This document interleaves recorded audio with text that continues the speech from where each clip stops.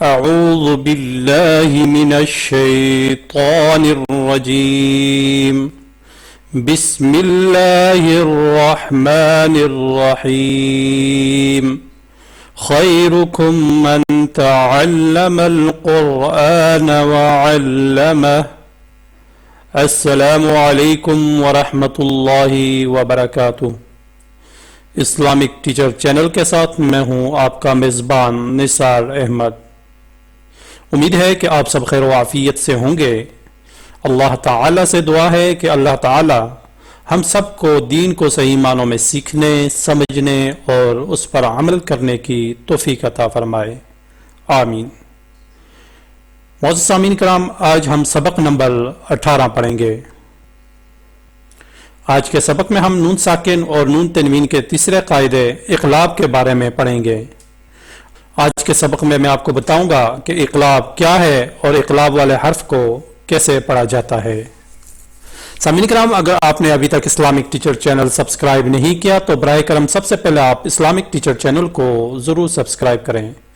Channel کو subscribe کرنے کے بعد بیل آئیکن پر ضرور کلک کریں تاکہ ہماری نئی آنے والی ویڈیو آپ کو یوٹیوب پر آسانی سے نظر آ سکے۔ تو آئیے شروع کرتے ہیں آج کا سبق۔ اقلاب کا مطلب ہے نون ساکن اور نون تنوین کے بعد با آ جائے تو اس نون ساکن اور نون تنوین کو میم کے ساتھ بدل دینا، یعنی نون ساکن ہو یا نون تنوین ہو، دو زبر دو زیر دو پیش، تو ان کے بعد اگر با آ جائے، اگلا جو حرف ہے وہ با ہو، تو وہاں پہ نون ساکن اور نون تنوین کو میم کے ساتھ بدل دیتے ہیں، اس کو اقلاب کہتے ہیں۔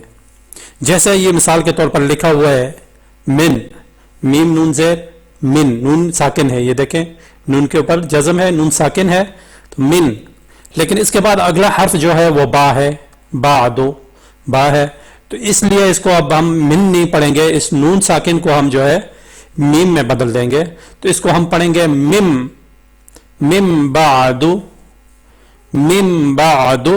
ٹھیک ہے، اس کو ہم نون نہیں پڑھیں گے، ہم اس کو نون کو میم کے ساتھ بدل دیں گے کیونکہ نون ساکن کے بعد جو ہے وہ با ہے، ٹھیک ہے۔ تو یہ ہوئی نون ساکن کی مثال، اور آگے تنوین، نون تنوین کی مثال دیکھتے ہیں۔ جیسے یہ لکھا ہوا علیمن، میم دو پیش، میم کے اوپر دو پیش ہے، میم دو پیش من، علیمن، ٹھیک ہے، لیکن اگلا حرف جو ہے وہ با ہے، بذات الصدور، ٹھیک ہے، میم تنوین کے بعد اگلا حرف جو ہے وہ با ہے، تو یہاں پہ بھی ہم اقلاب کریں گے۔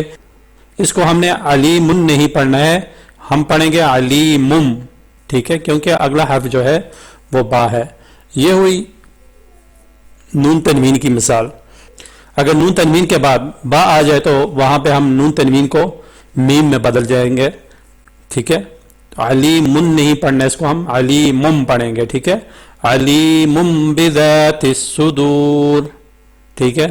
جیسے یہ نون ساکن ہے، اس کو من نہیں پڑھنا ہے ہم نے، مم بعد، کیونکہ با ہے، ٹھیک ہے، نون ساکن کے بعد با ہے تو اس کو مم بعد پڑھیں گے۔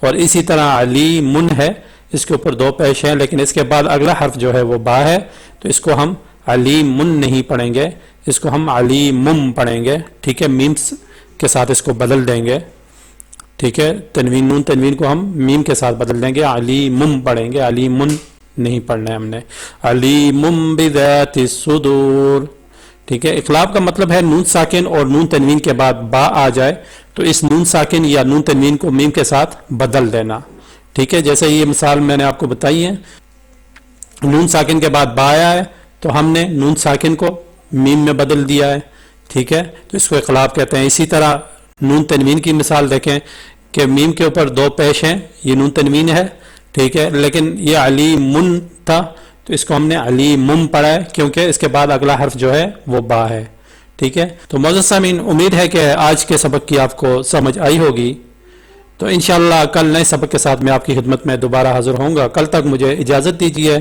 اللہ تعالیٰ سے دعا ہے کہ اللہ تعالیٰ ہم سب کو قرآن پاک کو صحیح معنوں میں سیکھنے، سمجھنے اور اس پر عمل کرنے کی توفیق عطا فرمائے، آمین۔ وآخر دعوانا ان الحمد للہ رب العالمین۔